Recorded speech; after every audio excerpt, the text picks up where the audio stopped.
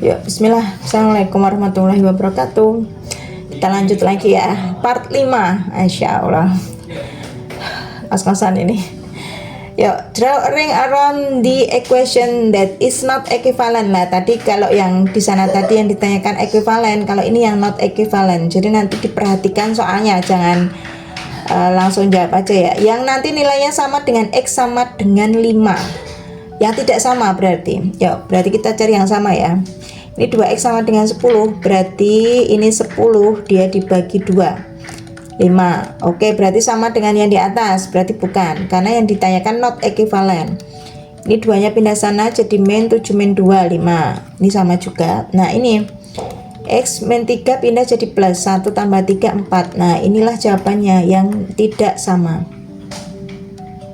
Oke, lah yang terakhir apakah sama Miss? Oke, kita coba lagi. Ini 3X sama dengan min 1 pindah sana dia jadi 15. X 15 bagi 3, 5 juga. Dah, berarti dia sama. Yang ditanyakan adalah yang enggak sama. Oke, nomor 12. David draw an infographic to represent the different sport played by student in class. Dia mau buat infografis tentang olahraga yang diikuti oleh teman-temannya atau siswa di kelas. Infografisnya David itu cuma kayak gitu aja, jadi cuma lingkaran-lingkaran kayak gitu aja, wes nggak ada keterangan lainnya. Nah kemudian temennya mungkin gemes ya. David friends suggest different way he could improve his infographics. Jadi teman-temannya itu banyak ngasih saran biar infografisnya itu bagus kayak apa. Infografis itu kayak poster yang isinya informasi-informasi itu ya. Di Canva template-nya banyak. Tik, nah ini nanti dicentang to show the suggestion that is least helpful. Jadi yang paling tidak membantu, jadi ya nggak penting. Sebenarnya sarannya itu nggak penting, jadi nggak usah dipakai, nggak apa-apa. Gitu ya. Bukan yang best ya, best suggestion bukan, tapi ini yang list yang paling tidak membantu itu yang mana?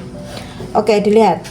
Yang pertama, include a title to explain what the infographic is about. Ini membantu ya, sangat membantu. Karena itu tadi kalau nggak ada judulnya, nggak ada keterangannya, kita nggak tahu itu lingkaran-lingkaran apa gitu. Jadi harus ada judulnya. Oke, kemudian include frekuensi. Frekuensi itu jumlahnya. Nah itu tadi kan memang informasinya ini untuk mengetahui berapa banyak, umpama yang suka football berapa, basket berapa, tenis berapa. Jadi harus ada frekuensinya. Ini sangat membantu. Nah yang nggak membantu itu apa? Yang ini. Kalau yang terakhir juga membantu ya, ensure the area of each ball. Jadi umpama berapa persen yang suka football, basketnya yang suka football berapa persen, itu nanti mempengaruhi besar kecilnya lingkarannya itu ya. Nah kenapa yang ketiga itu nggak paling realistik, maksudnya nggak paling membantu? Dilihat, add more details and pattern to the drawing of the ball to make them look more realistic. Secara seni mungkin bagus ya, tapi karena ini infografis isinya informasi, kalau nanti terlalu banyak hiasan, terlalu banyak pola, itu nanti malah informasinya itu tidak terbaca gitu. Jadi jawabannya yang ketiga, yang paling tidak membantu, atau nggak usah dipakai nggak apa-apa. Dah gitu ya.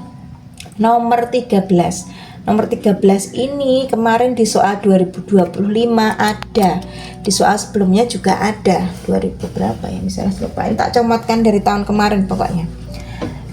Nek kalian ingat nanti coba dibuka lagi, filenya ada ya, yang 2025. Itu kemarin yang ditanyakan yang nggak fair, sekarang yang ditanyakan adalah yang fair, a fair spinner.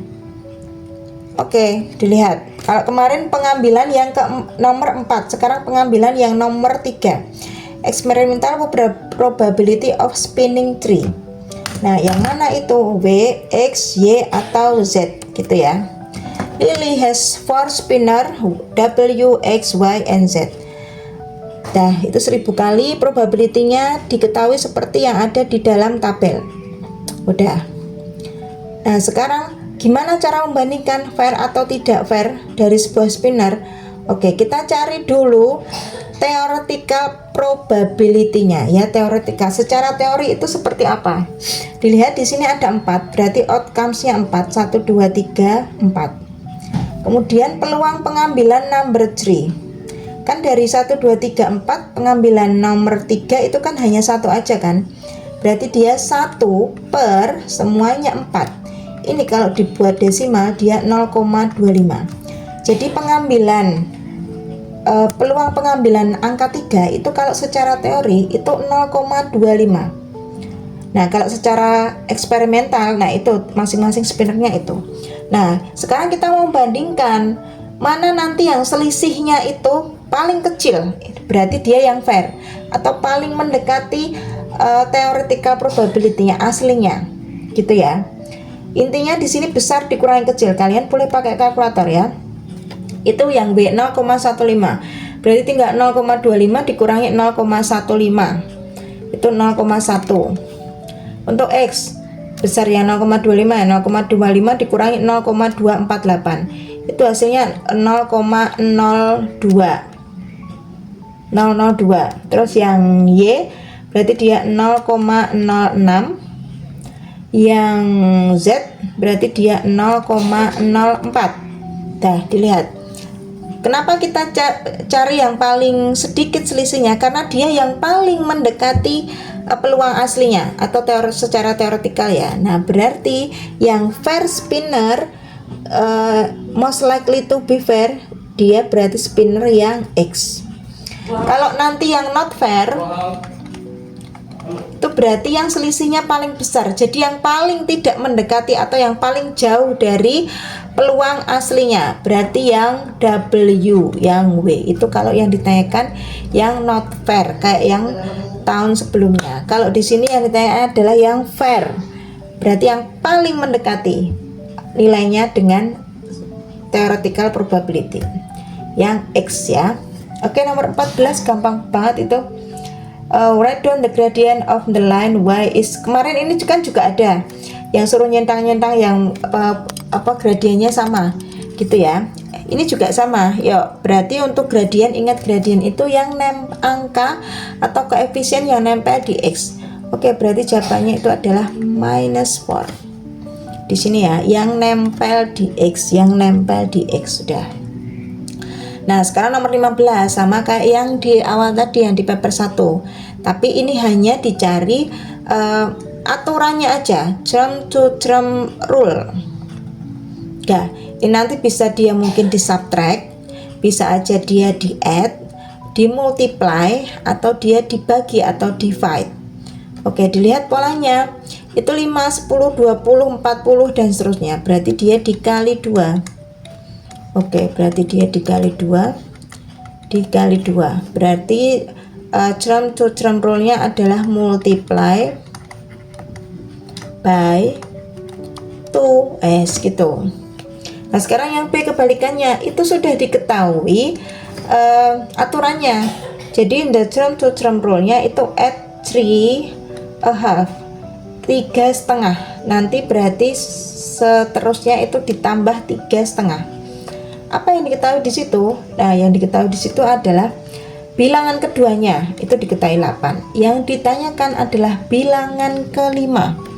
Oke, berarti kita buat ini ya, 2, 3, 4, 5. Oke, bilangan kedua diketahui 8. Oke, tadi sudah diketahui ya aturannya, kalau dia semakin ke sana itu dia ditambah 3,5. Oke, 8 tambah 3,5 itu adalah 11,5. 11,5 tambah 3,5 itu 15. 15 tambah 3,5 itu adalah 18,5. Sudah, berarti jawabannya adalah 18,5 yang kelima. Dah gitu. Dah ya, sekarang nomor 16. Oke, nomor 16. Ingat seperti ini paling efektif kita buat pecahan biasa dulu ya, dibuat ke fractionnya dulu. Oke, dibuat ke fraction itu 3 1/4. 3 kali 4 itu 12 tambah 1, berarti dia 13/4 dikurangi 1 kali 6, 6 tambah 5, 11/6. Dah, sekarang kita samakan penyebutnya, dicari LCM nya ya, KPK nya, berarti 12 bisa, sebenarnya 24 juga bisa, 48 nya juga bisa, tapi cari yang terkecil biar baginya enak. 12 bagi 4, 3 kali 13, 39. Ingat, manfaatkan kalkulator kalian. 12 bagi 6, 2 kali 11 itu 22. berarti 17/12. Oke, 17/12 itu kalau dibuat pecahan campuran itu dibuat ke mix number lagi 5/12 ya, gitu ya. Oke, gampang. Kemudian untuk yang B, ingat kalau seperti itu didahulukan akarnya dulu. Ini di progression grid di awal, paling awal ya, yang number itu. Oke, di situ didahulukan dulu 6 kuadrat. 6 kuadrat itu 36 ya. Berarti 100 min 36 dia ditambah 4. Berarti dia akar 64 tambah 4. Akar 64 itu adalah 8 tambah 4. Berarti 12. Guys. Sekarang 17 ya. 17 ya. Nanti sampai 20 coba. 17 itu 8x min 24. Factorize. Factorize itu kebalikan dari expand ya. Kalau factorize itu nanti silahkan dicari HCF-nya atau FPP-nya. Dilihat itu 8 sama 24 itu sama-sama bisa dibagi berapa? 8. Lumis bisa dibagi 4, iya, tapi itu bukan yang terbesar ya, bukan pembagi terbesar. Oke, 8. Dah. Terus kemudian dikurung buka. Nah, kemudian ini tadi sebenarnya artinya 8 dikeluarkan itu kayak gini. Ini dibagi 8 semuanya. Dah. 8x dia dibagi 8 tinggal x. Min 24 dibagi 8 dia tinggal min 3. Nah, seperti itu yang disebut dengan faktorisasi. Kalau nanti ada soal yang kayak gini expand, yaudah berarti dikembalikan lagi. Dah, berarti di rumus pelangi itu ya, ini kali ini kali ini. Berarti dia 8x min 24. Nah, tuh kan kembali lagi. Gitu. Jadi faktorize itu adalah lawannya expand. Gitu ya. Itu bisa juga kalian gunakan kalau nanti kalian cocokin, oh ini tadi hitungan saya sudah benar belum, kayak gitu. Nah, sekarang sama untuk yang B. Untuk yang B itu variabelnya dua-duanya punya. Kalau tadi kan x-nya yang punya depan tok, belakang nggak punya. Itu dua-duanya punya. Kalau 45 itu y-nya ada 2, y kuadrat ya, y kali y. 45 sama 60 itu FPP-nya atau SCF-nya itu 15 ya. 15Y kita keluarkan. Ini dibagi 15Y. Dah. 45 bagi 15 dulu dapat 3. Oke.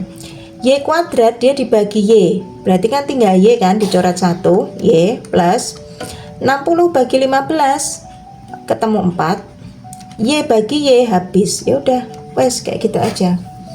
Berarti faktorize-nya 15Y kali 3Y plus 4. Dah, seperti itu. Sekarang nomor 18. Nah, ini masih ada hubungannya dengan yang atas tadi ya, yang SCF. Kalau ini nanti Jen writes 3 statement about factors and multiple of 12 and 30. Ini nanti disuruh nyentang ya. Ini kayak TKA sih. Ada centang-centang kayak gini. The highest common factor itu SCF, itu sama dengan FPP, faktor persekutuan terkecil. Jadi pembaginya faktor persekutuan terkecil, faktor persekutuan terbesar. Jadi yang pembaginya paling besar ya. The highest common factor of 12 and 30 is 60. Salah. Ini salah, harusnya 6 ya. Nah, 60 itu harusnya jadi LCM-nya. Oke, terus yang kedua, a common multiple of 12 and 30 is 120. Benar. Ini yang ditanyakan hanya common multiple aja. Jadi kelipatannya, kelipatan antara 12 dan 30 itu salah satunya adalah 120. Kalau nanti depannya ada kata-kata lowest, nah berarti yang lebih kecil dari 120 ada 60 gitu ya. Tapi ini cuma common multiple. Jadi ya yang penting itu kelipatan 12 dan 30, berarti dia benar gitu ya.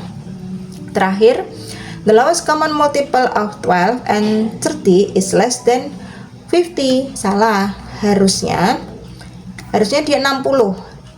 LCM dari 12 dan 30 itu 60 KPK-nya. Gitu ya. Ini harusnya more than 50. Dah, gitu. Yuk, kayaknya terakhir untuk part ini ya. Yang lain panjang-panjang nanti. Yuk, nomor 19. The circumference, keliling ya. Circumference itu keliling. of a circle is 157 cm. Ingat, keliling lingkaran itu ada dua ya rumusnya, tergantung nanti yang diketahui dia apa. Kalau umpama dia nanti diketahui diameternya, pakainya pi d. Kalau diketahui r-nya, kita 2 pi r gitu, karena d itu kan 2 kalinya r gitu. Nah, yang di sini yang ditanyakan itu radius r itu sendiri, berarti kita pakai rumus yang kedua. Oke ya. Nah, berarti itu c-nya diketahui 157. Ini kita pakainya rumus yang ini ya. 2 pi r itu sama dengan 157. Oke. Kalau nanti pi-nya itu nggak diketahui dan itu 157 itu kan juga nggak kelipatan 7 kan, kita pakainya 3,14 ya. Mas Air kemarin yang tanya, tak jawab di sini ya, 3,14. Berarti ini 3,14 kali R itu sama dengan 157. Manfaatkan kalkulator kalian ya. 6,28 R itu sama dengan 157. Berarti R-nya tinggal 157 dibagi 6,28. Oke, berarti R-nya adalah 25 cm. Dah. Miss mau pakai yang pi sama D boleh, nggak apa-apa. Yuk, hasilnya sama nanti. C sama dengan 157. Ini pi D gini ya, 157. Oke, ini 3,14 kali D itu 157. Berarti D nya 157 dibagi 3,14. Pakai kalkulator. Nah, ketemunya 50 diameternya. Padahal yang ditanyakan radius, berarti tinggal 50 bagi 2. Ya udah sama, ketemunya 25 gitu ya. Oke, cukup. Kita lanjut ke part 6. Masya Allah ya. Terima kasih, selamat belajar, semoga dimudahkan. Assalamualaikum warahmatullahi wabarakatuh.